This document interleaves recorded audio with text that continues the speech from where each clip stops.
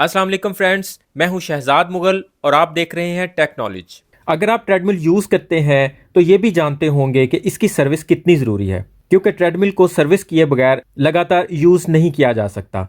बल्कि आप यूँ समझ लें कि ट्रेडमिल में अगर कोई फॉल्ट आता है तो वो इसके सर्विस ना करने की वजह से ही आता है, जिसमें इसके बेल्ट का ख़राब होना, रूलर से आवाज़ आना, इसकी मोटर जाम होना या फिर इसके सर्किट में भी किसी किस्म का फॉल्ट पैदा होने की जिम्मेदारी भी इसकी सर्विस पर ही आयद होती है। ऐसा क्यों होता है और सर्विस करने का सही तरीका क्या है, ये सब जानते हैं इस वीडियो में। तो चलिए शुरू करते हैं। हम सबसे पहले इसका ये टॉप खोलेंगे।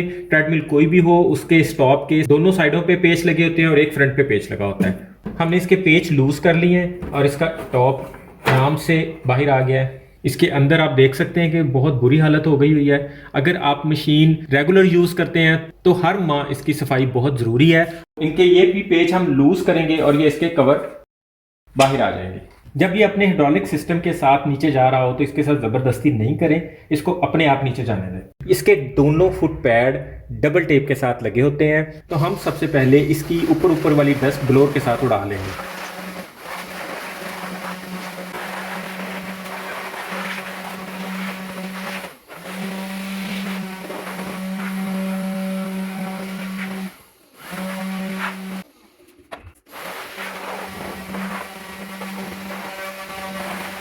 ट्रेडमिल का ये वाला बेल्ट इस बेस के ऊपर रगड़ खा के चलना होता है, इसलिए अगर यहाँ पे ऑयलिंग नहीं हुई होगी तो इसका ये बेल्ट नीचे से ही घिस भी जाएगा।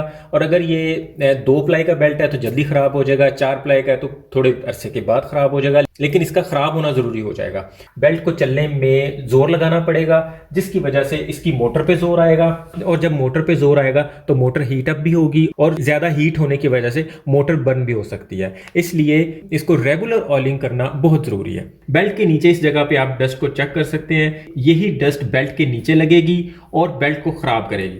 तो हम एक दफ़ा इसे कपड़े से अच्छे से साफ कर लेते हैं ताकि ऑयलिंग करते वक्त यही डस्ट ऑयल के साथ मिल के कोई ख़राबी ना करे। और अगर ये बेल्ट डैमेज हो गया है तो इसे रिपेयर किस तरह कर सकते हैं और इसे चेंज किस तरह कर सकते हैं, वो भी हम इसी वीडियो में सीखेंगे। कोई कपड़ा ले लेंगे और उसे इस तरह तय करके तो इसके नीचे से गुजारेंगे। मशीन को ऑन करेंगे और इसे बिल्कुल स्लो स्पीड पे चला देंगे। अगर आपको लगे कि बेल्ट नीचे से ज़्यादा ग्रीसी हो गया हुआ है और ये ग्रीसी होने की वजह से चलते वक्त जाम हो रहा है, तो फिर आप इस कपड़े के ऊपर थोड़ा सा मिट्टी का तेल लगा के यहाँ पे लगा सकते हैं और फिर इसको मशीन को इसी तरह चलाएंगे और फिर उस मिट्टी के तेल की वजह से ये इसके नीचे की ग्रीस और नीचे का जो डस्ट वगैरह जमी होगी वो भी साफ़ हो जाएगी। और अगर हमारा ये बेल्ट ख़राब हो चुका है तो इस बेल्ट को बाहर निकालने का तरीका भी मैं आपको बता देता हूँ। एल्की की मदद से यहाँ से इसका एक पेच खुलेगा, एक पेच ये खुलेगा, ये रूलर यहाँ से बाहर निकल आएगा। इसी तरह ये रूलर सिर्फ एक साइड से खुलेगा, दूसरी साइड से इसकी ये शॉफिट बाहर निकल आएगी। और उसके बाद इसी तरह ये 4 पेच और ये 4 पेच जब खुलेंगे तो ये बेल्ट ऊपर होगा और यहाँ से बाहर निकल आएगा। इसे हम सिलाई भी कर सकते हैं, और अगर ये इस जगह से खुल गया हुआ है तो इसके अंदर हम स्मथ बॉन्ड लगा के तो इसको दोबारा चिपका के तो फिर हम इसी बेल्ट को दोबारा यूज कर सकते हैं। तो अब बारी है इस बेल्ट को साफ करने की। इस बेल्ट के अंदर बहुत डस्ट जमा हो चुकी हुई है। इसकी ब्राइटनेस भी बता रही है कि ऊपर वाली सरफेस में काफ़ी डस्ट इसके अंदर जमा हो चुकी हुई है। हम थोड़ा सा पानी लेंगे या गाड़ी वॉश करने वाला शैम्पू डालेंगे। अगर आपके पास ये नहीं है तो आप घर में जो खुद शैम्पू यूज़ करते हैं आप वो यूज़ कर लें। इसमें आप शैम्पू की जगह बर्तन धोने वाला लिक्विड भी यूज़ कर सकते हैं। तो हम एक कपड़ा ले लेंगे, इसे हमने पहले से धो लिया है, और हम इस पानी के अंदर इसे अच्छे से मिक्स कर देंगे। फ्रेंड्स, इस कपड़े को हम अच्छे से निचोड़ लेंगे। पानी से भरा कपड़ा हम इस पर नहीं यूज़ करेंगे और फिर इसकी बेल्ट की सरफेस के ऊपर इसे रगड़ेंगे। फ्रेंड्स, इस तरह करने से पहले ट्रेडमिल का स्विच बाहर निकाल लेना है और बेल्ट की जगह चेंज करने के लिए हमें मशीन के इस वेट को हाथ से ही घुमाना है। मशीन का स्विच ऑन करेंगे और इसे सबसे लो स्पीड के ऊपर चला देंगे। ये जब तक ड्राई नहीं हो जाएगा हम इसे अच्छे से ड्राई कपड़े से इसे साफ करते रहेंगे। बात करते हैं इसके बेल्ट की ऑयलिंग की। तो बहुत से लोग इसके नीचे WD-40 यूज़ करते हैं, तो WD-40 की थिकनेस इतनी ज़्यादा नहीं होती, उसकी थिकनेस बहुत कम होती है, इसलिए हमें यहाँ पे कोई ऐसी चीज़ अप्लाई करनी होती है जिसकी थिकनेस ना ज़्यादा हो और ना बहुत कम हो। इसलिए इसमें नॉर्मली तो सिलिकॉन जेल या सिलिकॉन ऑयल का यूज़ किया जाता है, उसकी थिकनेस इसके लिए बेस्ट मानी जाती है। अगर आपके पास वो हो तो आप बिल्कुल वो यूज़ करें, अगर वो नहीं है तो WD-40 की बजाय गाड़ी में यूज़ होने वाला ट्रांसमिशन ऑयल या दूसरे लफ्ज़ों में गियर ऑयल यूज़ कर सकते हैं। ब्रेक ऑयल भी यूज़ कर सकते हैं, लेकिन ये आपको नॉर्मल यूज़ में महीने में 2 दफ़ा लगाना पड़ेगा।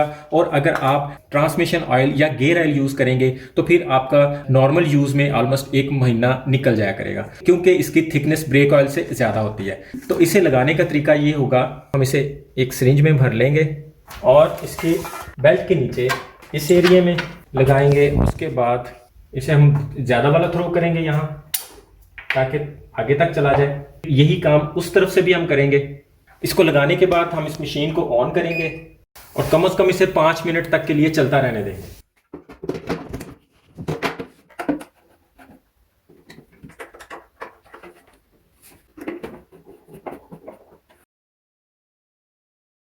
बेल्ट चेंज करने के लिए अगर आप इस रूलर को बाहर निकालते हैं तो दोबारा फिट करते वक्त इसे दोनों तरफ से बराबर कसना पड़ेगा। इसको चलाकर देखना है, अगर आपका बेल्ट स्लिप होता है तो फिर इसको और कस दें, और जहाँ पे ये स्लिप होना बंद हो जाए तो वहाँ पे आप इसे एडजस्ट कर सकते हैं। बेल्ट को लगाने के बाद इस बेल्ट की अलाइनमेंट की बारी आ जाती है कि जब आप इसे लगा लेते हैं तो चलते वक्त मूव करना शुरू हो जाता है, मतलब या तो धीरे धीरे ये लेफ्ट साइड पे निकल जाता है या धीरे धीरे राइट साइड पे आना शुरू हो जाता है। तो इसका एक सिंपल सोल्यूशन मैं आपको बता दूं कि अगर ये राइट साइड पे आ रहा है तो आपने हल्की की मदद से इस वाले पेज को कसना शुरू कर देना है, और अगर ये उस साइड पे जाना शुरू हो जाता है तो फिर आपने इस वाले पेज को कसना है। मतलब बेल्ट जिस साइड पे जाना शुरू हो जाए उस वाली साइड के इस पेज को हमें कसना पड़ेगा। और इस बात की भी एहतियात करनी होगी कि कसते वक्त ओवरऑल बेल्ट ज़्यादा टाइट तो नहीं हो गया।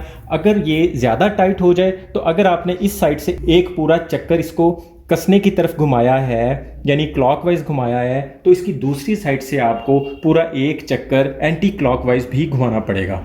इससे ये होगा कि इस बेल्ट की टाइटनेस एक जैसी रहेगी लेकिन इसकी अलाइनमेंट हो जाएगी। और जैसे ही आपको लगे कि बेल्ट अब इस रूलर के ऊपर सेंटर में चलना शुरू हो गया है और वहाँ पे आपकी समझ लें एडजस्टमेंट ओके हो गई है, तो इसके बाद हमने जैसे इसका ये साइड वाला पैनल लगाया, ये दोबारा लगाने के लिए आपको डबल टेप का यूज़ करना पड़ेगा।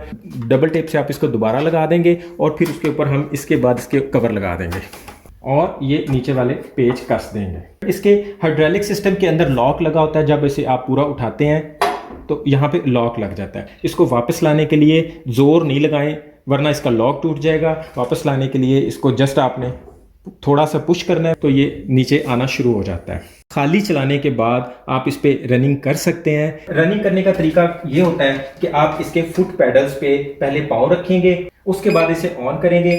जैसे ही मशीन का बेल्ट रनिंग पोजीशन में आ जाए उसके बाद आप चलती मशीन के ऊपर इसका फुट रखना शुरू कर देंगे। ट्रेडमिल पर रनिंग से पहले आपने इमरजेंसी क्लिप अपनी शर्ट के साथ, अपने कपड़ों के साथ इसे लाजमी लगा लेना है। इसका फ़ायदा ये होता है कि इमरजेंसी में अगर मशीन ओवर स्पीड हो जाती है या आप जल्दी से इससे नीचे नहीं उतर पाते तो जैसे आप इससे थोड़ा सा डिस्टेंस पे आएंगे तो ये इमरजेंसी बंद हो जाएगी। ये मैग्नेट स्विच होता है इसका, ये यहाँ से उतर जाएगा और ये इमरजेंसी बंद हो जाएगी और आप गिरने से या किसी भी हादसे से बच जाते हैं। और मशीन से उतरने का तरीका भी ये होता है कि पहले इसकी स्पीड स्लो करें और जैसे स्पीड स्लो हो और आपको लगे कि आप इस पे स्टेबल हैं तो एक पाँव फुटपैड पे पहले रखें और दूसरा फिर फुटपैड पे रख दें और उसके बाद मशीन को टर्न ऑफ कर दें। ऑलमोस्ट सभी ट्रेडमिल्स में एक जैसे फंक्शन होते हैं। जैसे आप इसका स्विच ऑन करते हैं तो इसका मीटर ऑन हो जाता है, यहाँ पे इसके स्टार्ट बटन होता है, यहाँ से आप इसे स्टार्ट करते हैं, यहाँ प्रोग्रामिंग है और मोड्स भी हैं।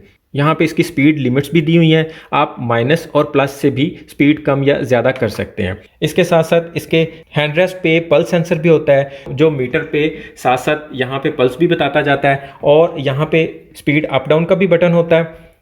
और इस जगह पे ऑन और ऑफ का बटन होता है। इमरजेंसी में आप इस जगह से भी इसे ऑपरेट कर सकते हैं। स्टॉप का बटन मीटर में भी होता है और इमरजेंसी मैग्नेट स्विच का मैं आपको बता चुका हूँ। इस जगह पे इसकी ऑक्स केबल लगती है। आप अपने मोबाइल के साथ इसे अटैच करके रनिंग के टाइम सॉन्ग्स वगैरह भी सुन सकते हैं। तो अपने मोबाइल को आप इन पॉकेट्स में भी रख सकते हैं साथ में। ये स्लो स्पीड पे हो तो आप छोटे छोटे स्टेप भी ले सकते हैं। जैसे जैसे इसकी स्पीड आप तेज़ करते जाएं वैसे वैसे अपने स्टेप्स भी लंबे करते जाएं।